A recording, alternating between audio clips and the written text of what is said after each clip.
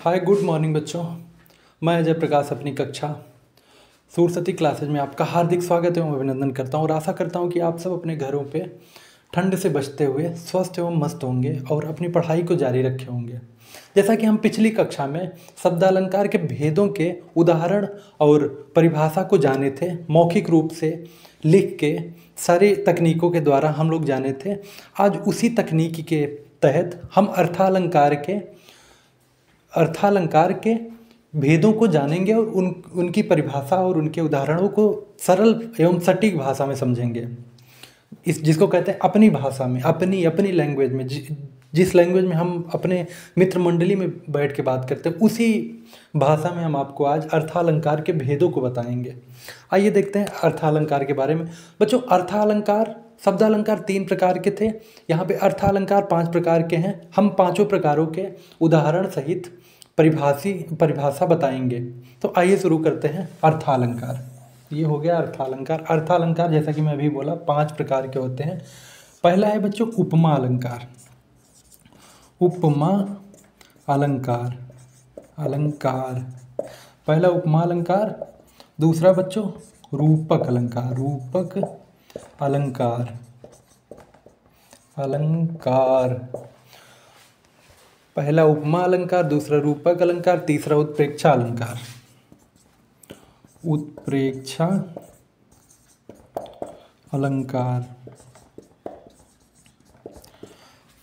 पहला उपमा, रूपक, उत्प्रेक्षा। अगला है संदेह अलंकार।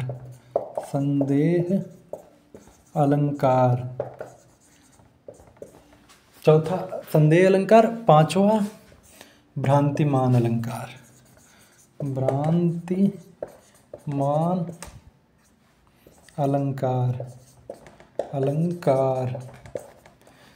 पांचवा भ्रांतिमान अलंकार। बच्चों, अर्थालंकार के भेद को आप बहुत ध्यान से देखिए।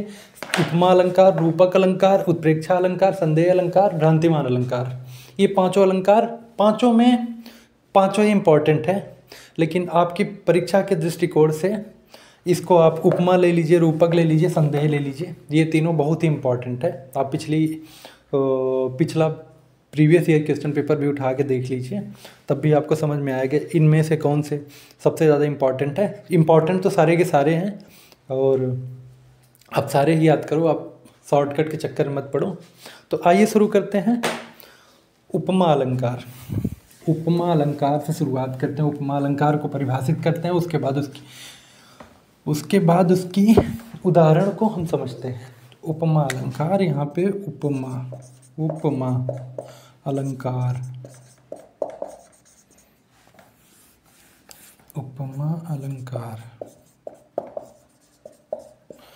बच्चों, आज पढ़ते पढ़ते मैं पढ़ रहा था, उसके बाद रील स्क्रॉल कर रहा था, तो मुझे एक बड़ी अच्छी शायरी मिली और मैं सोचा कि आप सबको आज इसी क्लास में वो शायरी देखता हूँ आप लोगों को पसंद आती है या नहीं। तो एक प्रेमी लिखता है, अपनी प्रेमिका से बिछड़ने के बाद लिखता है कि मैं चाहता था मुझसे बिछड़कर वो खुश रहे, लेकिन वो खुश हुआ तो बड़ा दुख हुआ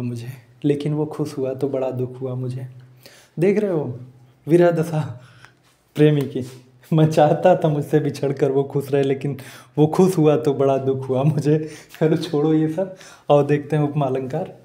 उपमा अलंकार में बच्चों जहाँ किसी वस्तु की तुलना किसी और वस्तु से की जाए, वहाँ पे उपमा अलंकार होता है। दोनों समान होते हैं, उसी के आधार पर तुलना की जाती है, वहाँ पे उपमा अलंकार होता है। आइए उपमा अलंकार के उदाहरण को हम समझते हैं।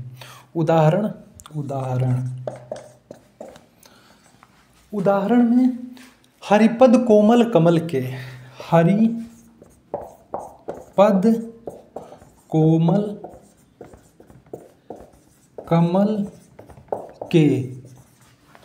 हरिपद कोमल कमल से है, हरिपद कोमल कमल से। यहाँ पे हरिपद का मतलब श्री कृष्ण के कमल रूपी पैरों से लिया गया है। यहाँ पे हरिपद कोमल कमल से, हरिपद भगवान श्री कृष्ण के पैरों की तुलना कोमल कमल से की जा रही है, तो यहाँ पे उपमा अलंकार होगा। आशा है, उम्मीद है बच्चों आप सबको बहुत ही सरल भाषा में उपमा अलंकार समझ में आ गया होगा। आप सबको अगर नहीं समझ में आया हो तो दोबारा कमेंट कर लीजिएगा, नेक्स्ट क्लास में हम फिर से डिस्कस कर लेंगे। तो देखते हैं बच्चों, उपमा अलंकार के बाद रूपक अलंकार। कौन सा अलंकार? रूपक अलंकार। ये रहा रूपक, रूपक अलंकार। अलंकरोति इति अलंकार, आप सब इसको भी रट के रखिए, अलंकरोति इति अलंकार। तो रूपक अलंकार में जहाँ उपमेय में उपमान का आरोप हो, जहाँ उपमेय में उपमान का आरोप हो वहाँ पे रूपक अलंकार होता है। जहाँ उपमेय में उपमान का आरोप हो वहाँ पर रूपक अलंकार होता है। फिर से मैं बोल रहा हूँ, जहाँ पर उपमेय में उपमान का आरोप हो वहाँ पे रूपक अलंकार होता है। अभी उत्प्रेक्षा में ही सेम जैसा एज इट इज आएगा, कुछ शब्दों का हेर फेर होगा परिभाषा में, तो इसको ध्यान रखिएगा। यहाँ पे आरोप है, जहाँ उपमेय में उपमान का आरोप किया जाए वहाँ पे रूपक अलंकार होगा। रूपक अलंकार के आइए हम परिभाषा देखते हैं। रूपक अलंकार की परिभाषा बच्चों, उदित उदयगिरि मंच पर, उदित उदयगिरि मंच पर रघुबर बाल पतंग। इसकी रूपक अलंकार की जो उदाहरण है, उदित उदयगिरि मंच पर रघुबर बाल पतंग। बच्चों रूपक अलंकार का उदाहरण है ये, आइए देख लेते हैं। उदित उदयगिरि मंच पर रघुबर बाल पतंग। उदित उदयगिरि मंच पर रघुबर बाल पतंग। आइए इसका स्पष्टीकरण भी देख लेते हैं। स्पष्टीकरण में यहाँ रघुबर, मंच, संत, लोचन आदि उपमेयों पर बाल, सूर्य, उदयगिरि, सरोज तथा भृंग आदि उपनामों का आरोप किया जा रहा है, तो इसलिए यहाँ पे रूपक अलंकार होगा मेरे बच्चों। आइए देखते हैं हम तीसरा, उत्प्रेक्षा अलंकार। उत्प्रेक्षा अलंकार, उत्प्रेक्षा अलंकार की भी जो परिभाषा है रूपक अलंकार से ही मिलती जुलती है। तो देखते हैं उत्प्रेक्षा अलंकार की परिभाषा। जहाँ उपमेय में उपमान का संभावना किया जाए, जहाँ उपमेय में उपमान की संभावना की जाए वहाँ पे उत्प्रेक्षा अलंकार होगा। इसी का देखिए आप, रूपक अलंकार में उपमेय में उपमान का आरोप किया जा रहा था और यहाँ पे उपमेय में उपमान की संभावना की जा रही है, तो यहाँ पे उत्प्रेक्षा अलंकार मतलब जहाँ उपमेय में उपमान की संभावना की जाए वहाँ पे उत्प्रेक्षा अलंकार होगा। बच्चों आइए देखते हैं उत्प्रेक्षा अलंकार की ये क्या कहते हैं उदाहरण को देखते हैं। उत्प्रेक्षा अलंकार का उदाहरण में है बच्चों, सोहत ओढ़े पीत पट श्याम सलोने गात, मनोह नीलमणि शैल पर आतप पर्यो प्रभात। आइए देख लेते हैं इसको भी। उदित ये सॉरी गलती हो गई बच्चों। सोहत ओढ़े पीत पट, सोहत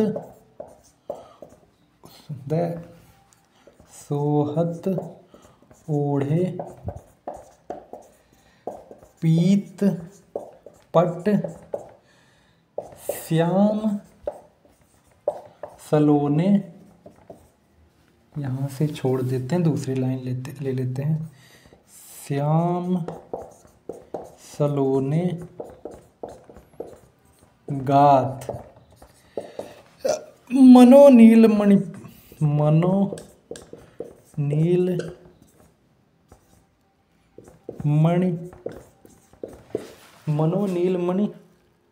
शैल पर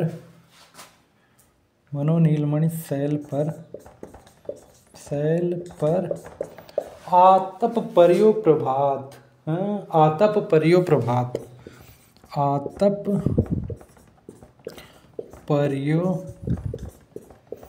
प्रभात।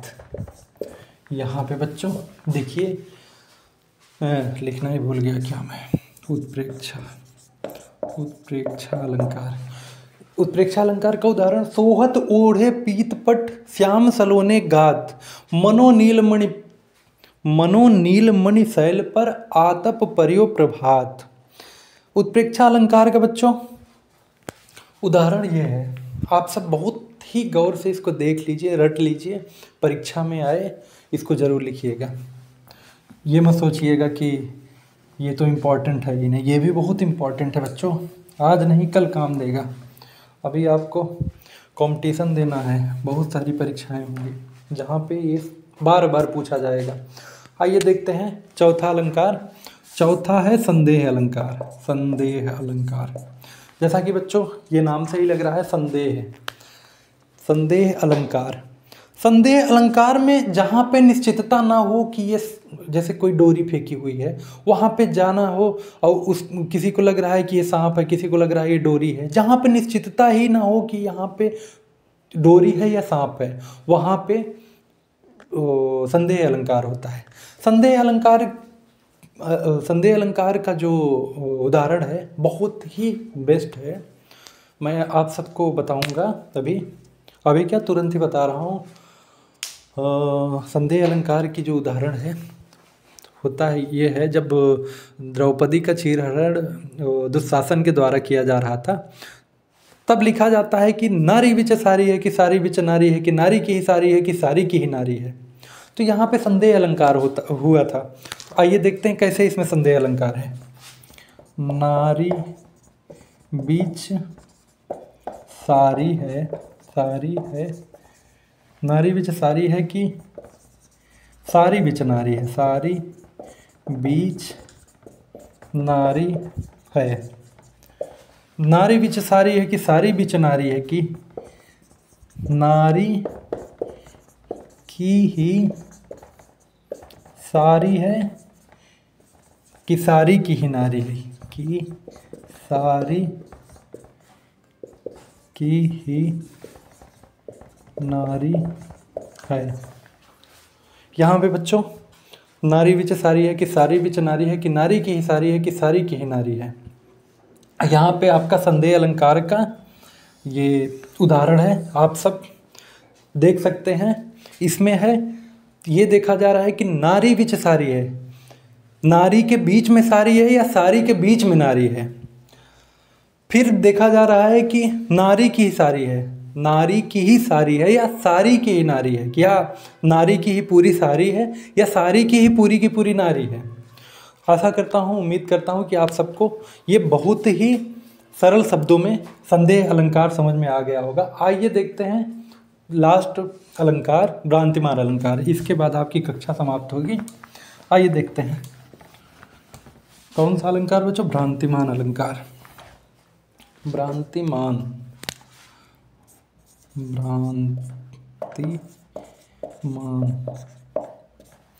भ्रांतिमान अलंकार बच्चों संदेह अलंकार की ही भांति है। इसमें संदेह अलंकार में निश्चितता नहीं होती है कि ये कोई दूसरी चीज़ है।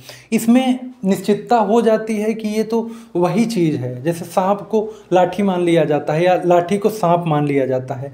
जहाँ पे ऐसी चीज़ें दिखे वहाँ पे भ्रांतिमान अलंकार होता है। भ्रांतिमान अलंकार का उदाहरण बच्चों आइए देखते हैं। भ्रांतिमान अलंकार का उदाहरण, बिल बिचारे प्रविशन लग्यो नाग सुंड में ब्याल। बिल बिचारे प्रविशन लग्यो नाग सुंड में ब्याल, ताहुकारी ऊख भ्रम लियो उठाए उत्ताल। यहाँ पे एक सर्प है, सर्प को हाथी का सुंड बिल की भांति प्रतीत हो रहा है, तो वह उसी की भांति क्रिया करता है, अर्थात वह बिल में जाने का प्रयास करता है और प्रायः उसी की भांति हाथी को लग रहा है कि ये तो एक कोई काला ऊख का डंडा है। उसी भांति क्रिया करते हुए हाथी भी उस सांप रूपी ऊख को उठा लेता है।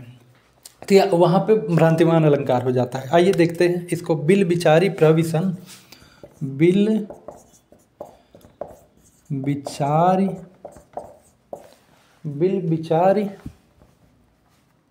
बिल बिचारी प्रविशन, बिल बिचारी प्रविशन लग्यो, बिल बिचारी प्रविशन लग्यो नाग सुंड, नाग लग्यो नाग सुंड में ब्याल, सुंड में ब्याल।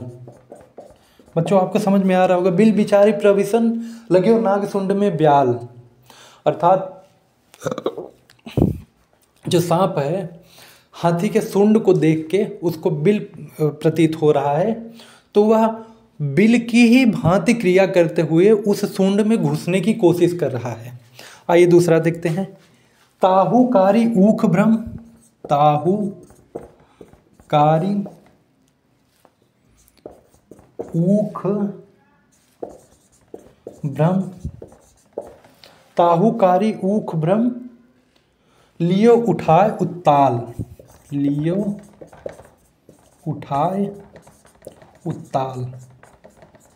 बच्चों यहाँ पे ताहुकारी ऊख भ्रम लियो उठाए उत्ताल, हाथी को भी वह सांप न दिख के एक काला ऊख की डंडी समझ के हाथी उसको उठा लेता है।